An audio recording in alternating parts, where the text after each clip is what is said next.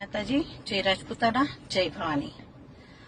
હવે અમને એમ હતું કે જોર સુધી પહોંચવાનો ટાઈમ નહીં આવે, પણ સમય બાકી ગયો છે જોહર સુધી પહોંચવાનો। અમે 2 દિવસ આપેલા, એ 2 દિવસ આજે પૂરા થાય છે, એટલે કાલે અમારે જોહર કરવાનું ફાઇનલ છે। આજથી અમારી બધી તૈયારી અમે ચાલુ કરીએ છીએ। સૌથી પહેલા અમે હાથમાં મહેંદી લગાવશું, કારણ કે અમે સુહાગન બધા છીએ અને સુહાગન બધા જોહર કરી રહ્યા છીએ। તો